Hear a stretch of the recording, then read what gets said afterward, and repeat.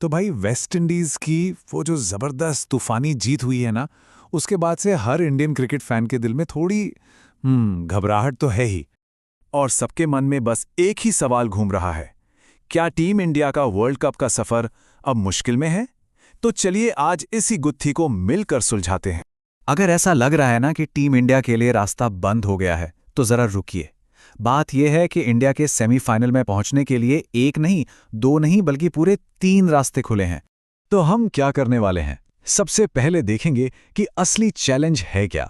फिर बात करेंगे सबसे सीधे रास्ते की। उसके बाद हम उतरेंगे उस कॉम्प्लिकेटेड रन रेट के चक्कर में, और हाँ, उस सबसे खतरनाक सिचुएशन पर भी नजर डालेंगे। और आखिर में सबको जोड़कर एक फाइनल एनालिसिस करेंगे। तो चलिए शुरू करते हैं। देखिए, वेस्ट इंडीज की उस एक बड़ी जीत ने ना पूरे ग्रुप का समीकरण ही हिला दिया है। मतलब अब लड़ाई जो है वो और भी ज्यादा कांटे की हो गई है। पर सबसे पहले बात करते हैं सबसे आसान रास्ते की। मतलब वो रास्ता जहां कोई कैलकुलेटर, कोई गणित, कुछ नहीं चाहिए। ये ना बहुत ही सिंपल है। बस 2 चीजें होनी है। पहली कि टीम इंडिया अपने बचे हुए दोनों के दोनों मैच जीत जाए, और दूसरी, साउथ अफ्रीका भी अपने दोनों मैच जीत ले। बस अगर ये हो गया तो समझिए सेमीफाइनल की सीट कंफर्म्ड है। इस सिचुएशन में पॉइंट्स टेबल देखिए कैसा दिखेगा। साउथ अफ्रीका 6 पॉइंट्स के साथ टॉप पर, और इंडिया 4 पॉइंट्स के साथ दूसरे नंबर पर। एकदम आराम से क्वालिफाई। नेट रन रेट का तो कोई सवाल ही पैदा नहीं होता। ओके, तो ये तो हो गया सबसे सीधा, सबसे क्लीन रास्ता। लेकिन हम सब जानते हैं क्रिकेट इतना सीधा होता कहाँ है।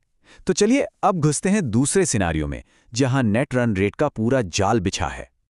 अब जरा सोचिए, क्या हो अगर इंडिया, साउथ अफ्रीका और वेस्ट इंडीज तीनों की तीनों टीम्स 4-4 पॉइंट्स पर आकर अटक जाएं। और हां, ये बिल्कुल मुमकिन है।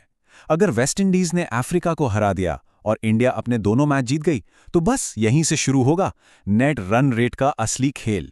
और अगर किसी को नेट रन रेट थोड़ा कंफ्यूजिंग लगता है, तो देखिए सिंपल भाषा में यह है, आपने हर ओवर में औसतन कितने रन बनाए माइनस आपके खिलाफ हर ओवर में औसतन कितने रन बने। जिसका हिसाब किताब बेहतर वो टीम आगे। सिंपल। ऐसी सिचुएशन में ना इंडिया को सिर्फ जीतना काफी नहीं होगा, जीतना होगा और बहुत बड़ी जीत हासिल करनी होगी। और टॉस टॉस के हिसाब से तो पूरी की पूरी स्ट्रैटेजी बदल जाएगी।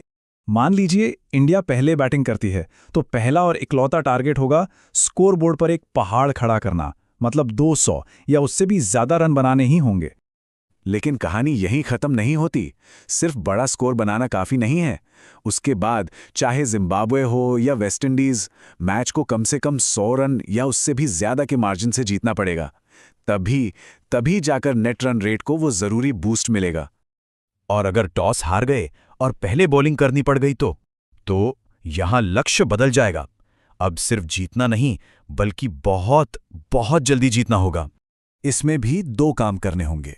नंबर 1, सामने वाली टीम को किसी भी हाल में एक छोटे से स्कोर पर, मान लीजिए 100-110 रन पर रोकना होगा।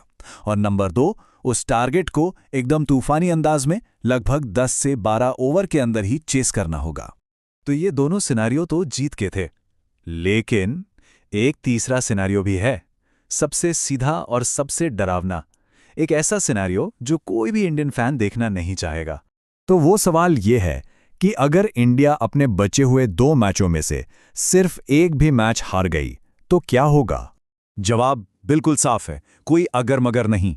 वर्ल्ड कप का सफर उसी पल खत्म हो जाएगा, चाहे जिम्बाब्वे से हो या वेस्ट इंडीज से। एक हार और टीम इंडिया पैकअप करके घर, सीधी बात। तो ठीक है, अब तक हमने तीनों रास्ते समझ लिए हैं। चलिए अब एक बार इन सबको साथ में रखकर पूरी पिक्चर को क्लियर करते हैं। तो देखिए, पहला रास्ता द सिंपल रूट, इंडिया और साउथ अफ्रीका दोनों जीतें और इंडिया क्वालिफाई, नो टेंशन।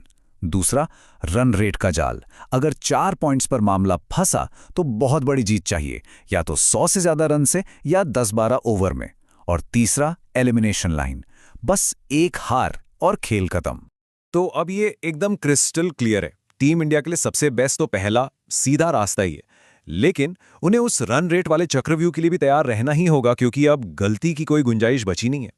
तो रास्ते तो तीनों सामने हैं, अब बस सांसें थाम कर इंतजार करना है कि टीम इंडिया इनमें से कौन सा रास्ता अपनाती है, और क्या ये रास्ता उन्हें सेमीफाइनल तक ले जा पाएगा।